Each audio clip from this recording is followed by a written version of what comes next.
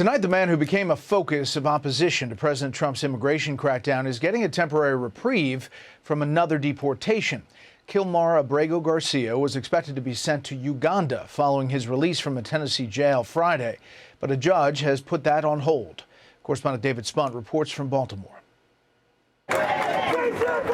A crowd chanted outside the Baltimore Federal Building, supporting Kilmar Abrego Garcia. Promise me that you will continue to pray, continue to fight, resist, and love. 3 days after being released on parole, the 30-year-old walked into a scheduled check-in with Immigration and Customs Enforcement before the 8 a.m. deadline. His lawyer says within just 1 minute, Abrego Garcia was taken into custody once again.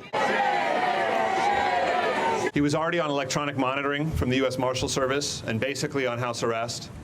The only reason that they've chosen to take him into detention is to punish him. He's now being processed for possible deportation to Uganda after declining a plea deal that would have eventually sent him to Costa Rica a free man, but only on the condition of pleading guilty to federal human smuggling charges, which he denies. Abrego Garcia entered the U.S. illegally from El Salvador in 2012 at age 16 and had been living in Maryland with his American citizen wife and children. He was eligible for deportation, but not to his home country, which is what happened as part of the Trump administration's Get Tough immigration enforcement when he was arrested and sent there in March. A judge determined his removal was improper since Garcia did not have a chance to challenge it. The government disputes his claim of escaping gang violence in his home country, saying he is an MS-13 member himself. Abrego Garcia returned to the U.S. in June and was arrested again on criminal charges based on a 2022 traffic stop when he was stopped by state troopers in Tennessee, who say he allegedly was transporting 8 other illegal aliens.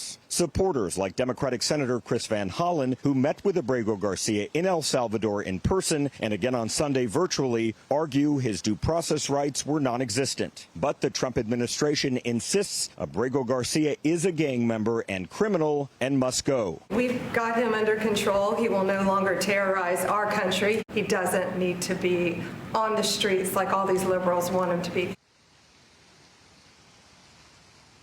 Hours ago, a federal judge told government lawyers Abrego Garcia is not to be deported before he can appeal before a judge his case to be deported in the first place. He may end up in Uganda, Brett, but it may take some time. Brett. David Spunt, live in Baltimore. David, thank you. Hey, Sean Hannity here. Hey, click here to subscribe to Fox News YouTube page and catch our hottest interviews and most compelling analysis. You will not get it anywhere else.